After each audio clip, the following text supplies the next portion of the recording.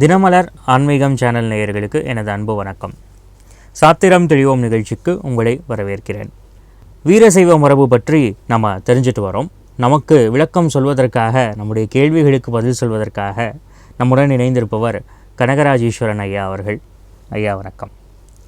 இப்போது எந்த ஒரு சம்பிரதாயமாக இருந்தாலும் ஒரு பொதுவாக ஒரு ஹிந்து இருக்கார்.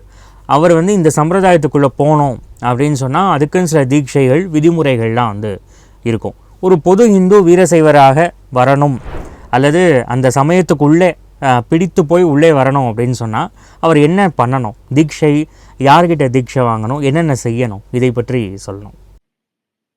ரொம்ப நல்ல கேள்வி விஷ்ணு. ஆக்சுவலா சரியா சொல்ல போனா இந்து அப்படிங்கிறது பொது, சைவம் அப்படிங்கிறது சிறப்பு, வீர சைவம் அப்படிங்கிறது இன்னும் மிக சிறப்பு. அப்படித்தான் நம்ம பார்க்கணும். அதாவது இது எல்லாமே ஒற்றைப்படுத்துதல் அல்ல, அதனுடைய தனித்தன்மைகள் அது அப்படியே இருக்கும். அதுதான் நம்முடைய பாரத பெருமரபினுடைய சிறப்பு. பசவலிங்காயத்துக்களை பொறுத்தளவும் குழந்தை கருவில் இருக்கும் போதே அம்மா லிங்க தாரணம் பண்ணிக்குவாங்க. குழந்தை பிறந்ததுமே அந்த லிங்கத்தை கழுத்துல போட்டுருவாங்க. அதுக்கப்புறம் குரு கிட்ட தீட்சை வாங்குற மரபு இருக்கு. மத்த பஞ்சாச்சாரிய வீர சைவ மரபு, அடியனுடைய குருநாதர் பஞ்சாச்சாரிய வீர சைவ மரபை சேர்ந்தவர். அப்ப தீட்சை அப்படிங்கிறது ரொம்ப முக்கியமானது.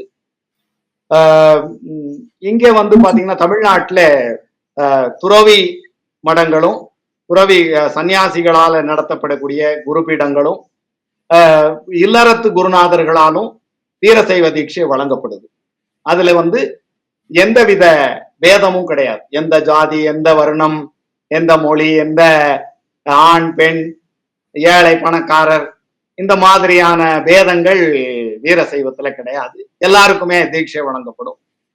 என்ன முதல்ல அதுல முக்கியமான விஷயம் என்னன்னா சிவபரத்துவ விவேகம், சிவபெருமான் பரம்பொருள் அப்படிங்கிற அந்த தெளிய நிலைக்கு, அந்த நிலைக்கு வந்திருக்கணும். அந்த பக்குவத்துக்கு வந்துட்டால் அவர் வீரசைவ தீட்சைக்கு அருகராயிடுறார். அப்புறம் அடுத்தது பாத்தீங்கன்னா அந்த தீட்சை வாங்கினதுக்கு அப்புறம் அவர் அந்த ஆச்சாரங்கள், புலால் உண்ணக்கூடாது, அப்புறம் பாத்தீங்கன்னா மது அருந்தக்கூடாது, பரஸ்திரி இது அந்த மாதிரியான பிறனில் விளைதல் அப்படின்னு சொல்லுவோம்ல, அதெல்லாம் கூடாது. அது பொதுவான ஆச்சாரங்கள், எல்லாருக்குமே பொதுவான ஆச்சாரங்கள். இதெல்லாம் புலால் உண்ணக்கூடாது அப்படிங்கிறது தமிழ்நாட்டில் இருக்கக்கூடிய, கர்நாடகத்தில் இருக்கக்கூடிய பஞ்சாச்சாரிய மரபு, பசவ மரபு எல்லாத்துக்குமே பொதுவானது. ஆனா ஆந்திராவில் இருக்கக்கூடிய ஸ்ரௌத்த சைவ சித்தாந்த மரபுல அவர்களுக்கும் கூட லிங்கதாரண தீட்சை உண்டு அப்படின்னு சொல்றாங்க. இது வரைக்கும் நான் பார்த்ததில்லை. அந்த மாதிரியான புலால் உண்ணக்கூடியவர்களுக்கும் வீரசைவ தீட்சை அப்படிங்கிறது, லிங்கதாரண தீட்சை அப்படிங்கிறது பாத்தீங்கன்னா அந்த மரபுல மட்டும்தான் இருக்கு. மற்ற மரபுகள் அப்படி இல்லை. இப்ப இந்த தீட்சை பாத்தீங்கன்னா தமிழ்நாட்டுல பேரூர் ஆதீனம், முதல்ல சமய தீட்சை அங்கதான் வாங்கினேன். அப்புறம் பேரூர் ஆதீனத்துல வழங்கப்படுகிறது. மயிலம் பொம்மையபாளையம் அந்த ஆதீனம் சிவஞான பாளைய சுவாமிகளுடைய பாரம்பரியத்துல அங்க தீட்சை கொடுக்குறாங்க. அதே மாதிரி விருத்தாச்சலத்துல நம்முடைய குமாரதேவருடைய பாரம்பரியம் இருக்கு, அந்த ஆதிசிவபிரகாசருடைய ஆதீனம் இருக்கு, அங்க தீட்சை வழங்கப்படுகிறது, வீரசைவ தீட்சை வழங்கப்படுகிறது. மற்றபடி அந்தந்த பகுதிகளில் கேட்டுக்கணும். அப்ப நீங்க பாத்தீங்கன்னா காசி ஜெகத்குரு சில சமயங்கள் தமிழ்நாட்டுக்கு வர்றப்ப லிங்கதாரணம் பண்ணி வைக்கிறாரு. அதனால லிங்கதாரணம் பண்ண வேண்டியவர்கள் அடியேன தொடர்பு கொண்டா கூட ஏற்பாடு பண்ண முடியும். நமக்கு குமார சுவாமிஜியினுடைய மடத்தோட தொடர்பு ஏற்பட்டுச்சு. கர்நாடகத்தில் இருக்கக்கூடிய தார்வாட்ல இருக்கக்கூடிய மடம், அங்க இருந்து நம்ம குருநாதருக்கு லிங்கம் எல்லாம் அனுப்பி வச்சாங்க. லிங்கம் தாரணம் பண்றதுக்கு நல்ல நல்ல நல்ல சாஸ்திர முறைப்படி செய்யப்பட்ட இஷ்டலிங்கத்தை பண்ணி அனுப்பி வச்சார். பல்பீம் அண்ணா அப்படின்னு சொல்லி அங்க ஆச்சாரியாரா இருக்கிறாரு. குமாரசுவாமிஜியினுடைய சிஷ்யர், முன்னால் இருந்த குமாரசுவாமிஜிங்கிறவர் நிறைய கன்னடத்துல நூல்கள்லாம் எழுதியிருக்காரு, வீரசைவம் ஆங்கிலத்துல எழுதியிருக்காரு. அவருடைய இதெல்லாம் லிங்கதான் அனுப்பி இங்க நம்ம நிறைய பேருக்கு நம்முடைய குருநாதர் லிங்கதாரணம் நூற்றுக்கணக்கான பேருக்கு அவங்க கொடுத்த லிங்கத்திலேயே தீட்சை பண்ணாரு. பேரூர்லயும் பண்றாங்க. நல்ல வேணுங்கிறவங்க எங்க வேணா வாங்கிக்கலாம், அவங்களுடைய விருப்பம். ஒரு சிலர் சொல்றாங்க துறவிகளிடமும் இல்லறத்தாரும் இடமும் தீட்சை வாங்குறது சிறப்பு அப்படின்னு சொல்றாங்க. அதனால தீட்சை வாங்குறவங்க யார் வேணா வாங்கிக்கலாம். அதுல எந்த இதுவும் இல்லை, சிரமமும் இல்லை. ஆனா அந்த நித்தியமா சிவ பூஜை பண்ணணும், அந்த ஆச்சாரத்துல இருக்கணும் அப்படின்னு இருக்கணும். அந்த காலத்துல எல்லாம் பாத்தீங்கன்னா தீட்சை வாங்கினவங்க, சிவ தீட்சை வாங்கினவங்க, லிங்க தாரணம் பண்ணிட்டவங்க வேற இடங்கள்ல சாப்பிட மாட்டாங்க. அது இந்த காலத்துல கொஞ்சம் சிரமமான விதி. இப்ப நாங்கெல்லாம் வந்து மிஜோராம்ல இருக்கிறோம். அப்படிங்கிறப்ப பெரும்பாலும் வந்து நம்ம வந்து வெளியே போறப்ப வந்து வெஜிடேரியன் ஹோட்டல்ல சாப்பிட்டுக்கிறோம். அந்த காலத்துல எல்லாம் வீரசைவர்கள் கிட்ட தான் மாட்டு சாப்பிடுவாங்க. மற்ற சைவர்கள் கிட்ட கூட சாப்பிட மாட்டாங்க. அவங்க வீட்டுல கூட சாப்பிட மாட்டாங்க. நீங்க நம்முடைய வாரியார் சுவாமிகள்லாம் அது கொஞ்சம் அந்த இதை ரிலாக்ஸ் பண்ணி எல்லாருக்கிட்டையும் சைவர்களோடவும் சாப்பிடுறது, சிவதீட்சை கொடுக்கறதுங்கிற நிலையில அவர் வந்தார். அந்த மாதிரி இப்பெல்லாம் பெரும்பாலும் ஏன்னா நம்ம ஒரே ஊர்ல ஒரே இடத்துல தங்கி இருக்கிறவங்களுக்கு அந்த மாதிரியான விதிகள் சாத்தியம். ஆனா இப்ப வந்து நம்ம வெளியே சாப்பிடலாம், சைவ உணவகங்கள்ல சுத்தமா இருக்கக்கூடிய உணவகங்கள்ல சாப்பிடலாம். அவ்வளவுதான், அதுதான் விதி. ரைட்டு. ஆகவே ஒரு பொது ஹிந்து எப்படி ஒரு வீரசைவராக மாறுறது அப்படிங்கிறத வந்து சொன்னீங்க. இப்படி சொல்லும்போது வீரசைவத்தை பொறுத்த வரைக்கும் சிவனை மட்டும்தான் வழிபடணும் அப்படின்றிருக்கா? மற்ற தெய்வங்களை எல்லாம் விடுத்து விட்டு சிவன் மட்டுமே வழிபடக்கூடியவர் அப்படிங்கிற தத்துவம் உண்டா? ஆமா, அதாவது நீங்க வந்து பாத்தீங்கன்னா அது அதாவது சிவத்தை மட்டுமே வழிபடணும் அப்படிங்கறதுதான், அதான் வீரசைவம். அதுல வந்து பாத்தீங்கன்னா அதுலயும் சிறப்பா வந்து இஷ்டலிங்கத்தை மட்டும்தான் வழிபடணும். அந்த நீங்க வேற லிங்கங்களை கூட வழிபடக்கூடாதுங்கிற நிலை உயர்ந்த நிலை ஆக்சுவலா. இல்ல, அதாவது அப்படின்னா இஷ்டலிங்கம் தான் வழிபடணும்னா கோவில்களுக்கு கூட போக வேண்டியது அவசியம் இல்லையா? அந்த மாதிரியா? அதாவது ஐடியல் அப்படின்னு சொல்லும் போது கோயில் கூட தேவையில்லைங்கிறதுதான். ஓ, கோயில் கூட வந்து நீங்க வந்து பாத்தீங்கன்னா தேவையில்லை. ஏன்னா நீங்க வந்து அதாவது தாரதமியம்னு சொல்றது வழிபாட்டுல வந்து இஷ்டலிங்கம் அப்படிங்கறத உயர்வானது. குருலிங்க ஜங்கம வழிபாடு, அவங்கள குரு லிங்கத்தை ஜங்கமம் உண்டு. ஆனா இந்த தாவரலிங்க வழிபாடு இன்னுமே அதுக்கு விட கீழானது. இப்ப என்ன அடியனுடைய புரிதல்னா கோயிலுக்கெல்லாம் போலாம், எங்கேயும் போலாம். எங்கும் சிவன் என்ன நின்றாய் போற்றி, எல்லாம் சிவன் என்ன நின்றாய் போற்றி. அப்ப தெரியறது எல்லாமே சிவன் தான். ஆனா என்னன்னா வீரசைவர்கள் கோயிலுக்கெல்லாம் போனா கூட கீழே விழுந்து கும்பிட மாட்டாங்க. அப்படி கீழே அந்த கொடிமரத்துக்கு முன்னால சாஷ்டாங்க நமஸ்காரம் சிவாலயத்துல கூட பண்ண மாட்டாங்க. குரு ஜங்கமர்கள் கிட்ட அந்த வழிபாடு உண்டு. சடாரி வச்சுக்க மாட்டாங்க வைஷ்ணவ கோயிலுக்கு போனா கூட. அப்ப அங்கேயே அவர் சிவன் தான் இருக்கிறார் அப்படிங்கிற உணர்வுல வழிபாடு பண்ணா கூட அந்த இது. ஆனா தீவிர தரத்தில் இருக்கிறவர்கள் இஷ்டலிங்கத்தை தவிர வேற எங்கேயும் வழிபடக்கூடாது அப்படிங்கிற விதி உண்டு. அப்படித்தான் சித்தாந்த சிகாமணி எல்லாம் சொல்லுது. ஆக இப்போ வீர சைவர்களை பொறுத்த வரைக்கும் நீங்க முன்னாடியே சொன்னீங்க அந்த பசவண்ணர் மரபு, அதே போல அக்கமகாதேவி இவங்களை பற்றிலாம் சொன்னீங்க. இப்போது வீரசைவர்களுடைய மூல நூல்கள் அப்படின்னு சொன்னால் எதெல்லாம் சொல்லலாம்? அதெல்லாம் எந்த மொழியில் இருக்குது? அதுபோக தமிழ் பணிகள் பற்றியும் நீங்கள் சொன்னீங்க, தமிழ்லேயும் வீரசைவ நூல்கள் இருக்குன்னு சொல்லி. ஆனால் ஆரம்பத்தில் அதெல்லாம் கன்னடத்தில் தான் இருந்ததா அல்லது எப்படி? அதாவது நீங்கள் வந்து பார்த்தீங்கன்னா நீங்கள் ஸ்ரௌத்த சைவ சித்தாந்திகளை பொறுத்த வரைக்கும் நீங்கள் நம்ம பஞ்சாச்சாரிய மரபினரை பொறுத்தளவும் இவன் அடிகளாசிரியரை கேட்டீங்கன்னு சொன்னாலும் வேதாகம பிரமாணம் அப்படிங்கிறத வந்து கொள்ளக்கூடியவர்களா இருக்காங்க. மூலம் வந்து வேதமும் ஆகமும் தான் அப்படிங்கிறத வந்து அவங்க கொள்றாங்க.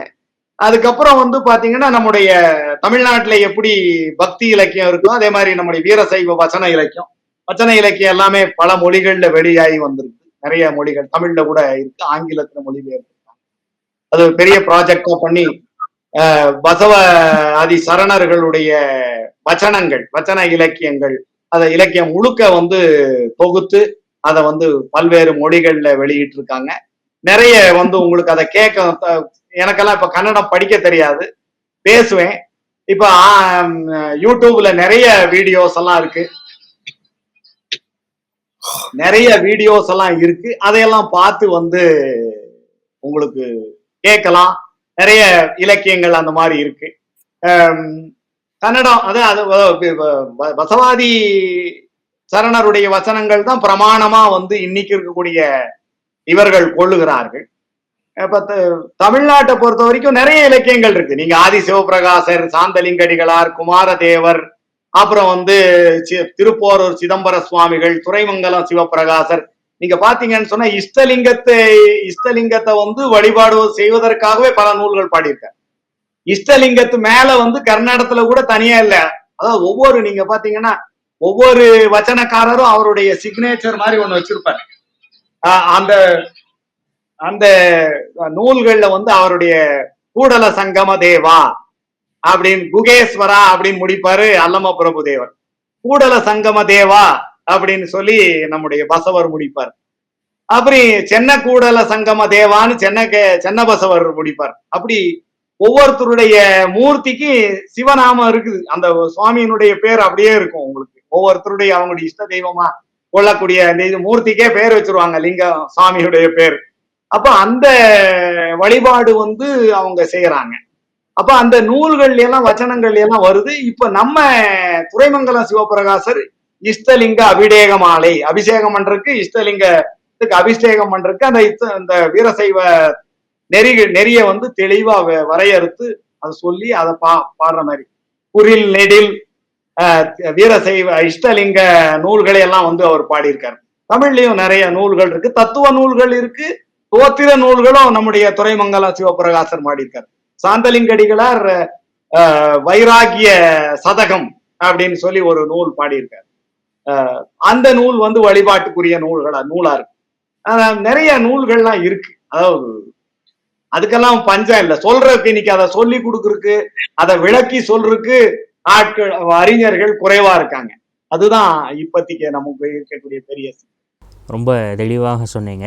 நீங்கள் சொன்னதே பார்த்தீங்க அப்படின்னா இந்த வீடியோவே ஒரு புத்தகமாக வெளியிடலாம், அந்த அளவுக்கு நிறைய தகவல்கள் கொடுத்துருந்தீங்க. இதை தாண்டி இப்போ பொதுவாக வீரசைவ சமூகம் பற்றி தெரிஞ்சுக்கிறதுக்கு இப்போ நீங்கள் சொன்ன தகவல்கள் எல்லாமே ஒரு வீடியோவில் நம்ம என்ன கொடுக்க முடியுமோ அந்த விஷயங்கள் எல்லாம் நம்ம கொடுத்துட்டோம். இதை தாண்டி தமிழில் ஆய்வு நூல்கள் ஏதாவது வந்திருக்கா வீரசைவ சமூகத்தை பற்றி? இல்ல, வீரசைவத்தை பத்தி ஒரு சிலர் பண்ணியிருக்காங்க. நீங்க வந்து பாத்தீங்கன்னா காந்திகிராம் பல்கலைக்கழகத்துல ஒரு PhD பண்ணியிருக்காங்க. எத்னோகிராபிக் ஸ்டடி. இப்போ சமீபத்துல பேஸ்புக்ல கூட ஒருத்தர் போட்டிருந்தாங்க, வீரசைவ லிங்காயத்தை அப்படின்னு போடுறாங்க, நெத்தியில விபூதி கூட இல்லைன்னு ஒரு கமெண்ட் போட்டிருந்தேன். வீரசைவர்களுடைய அடையாளமே விபூதி தான். உங்களுக்கு பாத்தீங்கன்னா விபூதி முக்கியமா சைவர்னாவே விபூதி, வீரசைவர்னா விபூதி இல்லாம இருக்கவே கூடாது. அதுலயே விபூதியே பிளர் பண்ணியிருக்கிறாங்க உங்களுக்கு. அந்த மாதிரியான ஆராய்ச்சியாளர்கள் நீங்க வந்து பாத்தீங்கன்னா, அதனால வீரசைவர்களை பத்தி இப்ப ஆராய்ச்சி நிறைய சமூகவியல் ஆய்வுகள்லாம் பண்ண வேண்டியிருக்கு. நீங்க பாத்தீங்கன்னா அந்த கர்நாடகா தமிழ்நாடு பார்டர்ல வேட ஜங்கமர்கள் அப்படின்னு சொல்லி மாதேஸ்வரர்னு ஒரு பெரிய அருளாளர் அந்த மாதேஸ்வர மலையில வந்து அங்கிருந்த மக்களை எல்லாம் வேடர்களுக்கெல்லாம் நல்ல ஞானத்தை போதிச்சு நிறைய சமூக வளர்ச்சிக்கெல்லாம் வந்து சேவை செஞ்சு அங்க வந்து ஐக்கியம் ஆனார் அவர். மாதேஸ்வரர் கோயில் ரொம்ப பாப்புலரா இருக்கு. அங்க வந்து அந்த மக்களை பத்தி தான் அந்த நூல் வெளியாயிருக்கு. ஒரு நூல் பாத்தீங்கன்னா தமிழ்நாட்டுல பல்வேறு பகுதிகள் நீங்க வந்து பாத்தீங்கன்னா வீரசைவர்கள் இருக்காங்க, அவங்கள பற்றிய சமூகவியல் நூல்கள் ஆய்வுகள்லாம் பெருசா பண்ணல. இவன் தத்துவ நூல் ஆய்வுகளே வந்து பெருசா பண்ணல. நீங்க சாந்தலிங்கடிகளார், குமாரதேவர், இவங்க எல்லாமே வந்து ஒரு பெரிய கடல் அப்படின்னு சொல்ல மாதிரி இருக்கும். அந்த திருப்போரூர் சிதம்பர சுவாமிகள், இவங்களுடைய நூல்கள்லாம் பெருசா ஆராய்ச்சி பண்ணப்படல. அது பண்ணணும், சமூகவியல் ஆய்வுகள்லாம் பண்ணணும். இன்னைக்கு நிறைய வீரசைவர்களா இருந்த மரபுல இருந்து வந்தவர்கள் வீரசைவர்களா இன்னைக்கு இல்ல, லிங்க தாரணம் இல்ல, புலால் உண்ணக்கூடிய பழக்கத்துல இருக்காங்க, அந்த ஆச்சார அனுஷ்டானங்கள் எல்லாம் இல்லை. அப்படி இல்லாதப்ப நீங்க வந்து பாத்தீங்கன்னா அவர்கள் குன்றி இருக்கிறத பார்க்கலாம். வீரசைவர்கள் வந்து கர்நாடகத்தில் இருக்கக்கூடிய வீரசைவர்கள் அளவுக்கு ஒரு ஸ்ட்ராங்கா வந்து இருக்கணும், ஒரு சமூகம் இருக்கணும்னு சொன்னா அந்த ஆச்சார அனுஷ்டானங்கள் அந்த நியமங்களை எல்லாம் வந்து பின்பற்றணும். அது இல்லை, அது குறைவா இருக்கு. ஆனா அதை பத்தி ஆராய்ச்சிகளும் பெருசா இல்லை. அமைப்புகள் அப்படின்னு சொல்லக்கூடியவர்கள் எல்லாம் அந்த அறிதல், தேடல், ஞானம் அந்த அந்த நோக்கில இல்லை. அவங்க அரசியல் வேற நோக்கங்கள் தான் அவங்க கிட்ட இருக்கு. அது ஒரு பெரிய குறைபாடா நான் பாக்குறேன். நிச்சயமா இந்த வீடியோவே கூட ஒரு விழிப்புணர்வாக இருக்கும் அப்படின்னு நினைக்கிறேன். ஏன்னா தமிழ்நாட்டில் நான் பார்த்த வரைக்குமே வீரசைவம் அப்படின்னு நீங்கள் யூடியூப்பில் அடித்து பார்த்தாலே அந்த வீரசைவத்துக்கு தொடர்பில்லாத ஆட்களுடைய வீடியோ நிறையா வருது. யார் யாரோ தங்களை வீரசைவர்கள் அப்படின்னு சொல்லிக்கிறாங்க. அதனாலே மக்கள் ஒரு தெளிவில்லாமல் ஒரு குழப்பத்துக்கு ஆளாகிறாங்க. அதனாலேயே நம்மளுடைய சாத்திரம் தெளிவோம் நிகழ்ச்சியில் முறையாக வீரசைவம் அறிந்த ஒருவரை அழைத்து நம்ம பேசணும் அப்படிங்கிறதுனால தான் பேராசிரியர் அவர்களை அழைத்து இந்த நிகழ்வு இந்த தொடர்ந்து நான் முன்னாடியே 2-3 தடவை இதை சொல்லிட்டேன், மறுபடியும் சொல்கிறேன். ஒரு புத்தகத்தை படிப்பது போன்ற ஒரு உணர்வு ஏற்படுத்திட்டேங்க. ரொம்ப அருமையாக வீரசைவ சமூகத்தை பற்றியும் அந்த நூல்கள் என்னென்னலாம் இருக்குது, ஆச்சாரிய மரபு அப்படிங்கிறது என்ன. பொதுவாக நம்ம வீரசைவம்னா அது ஒற்றைப்படையாக ஒன்று தான் அப்படின்னு நம்ம நினச்சிட்ருக்கோம். ஆனால் 3 விதமான மரபுகள் பற்றிலாம் ரொம்ப டீட்டெயிலாக சொன்னீங்க. நீங்களே ஒரு ஆராய்ச்சி நூல் அல்லது அதற்கான ஒரு இனிஷியேஷன் எடுத்தால் கூட நல்லாயிருக்கும் அப்படிங்கிறத நான் கேட்டுக்கிறேன். இதை தொடர்ந்து இன்னும் இந்த குறிப்பாக அந்த வீடியோ போட்டதுக்கு காரணமே என்ன அப்படின்னா, மக்கள் இந்து மதத்தை இன்றைக்கி காப்பாற்றணும் அப்படின்னு நம்ம பேசுகிறோம். இப்போ இந்து சமூகத்தை, இந்து சமயத்தை காப்பாற்றணும்னா உள்ளே இருக்கக்கூடிய ஒவ்வொரு சம்பிரதாயங்களும் பலமடைய வேண்டும். அந்த சம்பிரதாயங்கள் பலமடைய வேணும் அப்படின்னா இளைஞர்கள், அடுத்த ஜென்ரேஷனை சேர்ந்தவங்க அந்த சம்பிரதாயத்தை ஃபாலோ பண்ணுறதுக்கு தயாராக இருக்கணும். அதற்கு அந்த சம்பிரதாயம் சமூகம் பற்றி நமக்கு ஒரு தெளிவான விழிப்புணர்வு வேணும். இது ஒரு பகுதி. இன்னொரு பக்கம் சோஷியாலஜிக்கல் ஸ்டடீஸ் அப்படின்னு சொல்லுவாங்க. அதில் ஒவ்வொரு மொழி பேசக்கூடிய மக்கள், ஒவ்வொரு இனக்குழுவை சேர்ந்த மக்கள், ஒவ்வொரு சமயத்தை சேர்ந்த மக்கள் எல்லாருடைய வாழ்க்கை வரலாறு, அவங்களுடைய சமூகவியல் பற்றியெல்லாம் ஆய்வு செய்து நூல்கள் வெளியிட வேண்டும். அது ஒரு முக்கியமான ஒரு விஷயம். அந்த வகையில் இந்த வீடியோவின் மூலமாக வீரசைவம் பற்றிய ஒரு விழிப்புணர்வு மக்களுக்கு கிடைச்சிருக்கும் அப்படிங்கிறத நம்புகிறேன். இதை ஒரு தொடக்கமாக கொண்டு வீரசைவம் குறித்து இன்னும் நிறைய காணொளிகள் பரவ வேண்டும், இன்னும் நிறைய ஆய்வுகள் செய்யப்பட வேண்டும் அப்படிங்கிறதோட இந்த நிகழ்ச்சியை நிறைவு செஞ்சுக்கிறேன். மீண்டும் ஒரு நல்ல நிகழ்வோடு சந்திப்போம். நன்றி, வணக்கம்.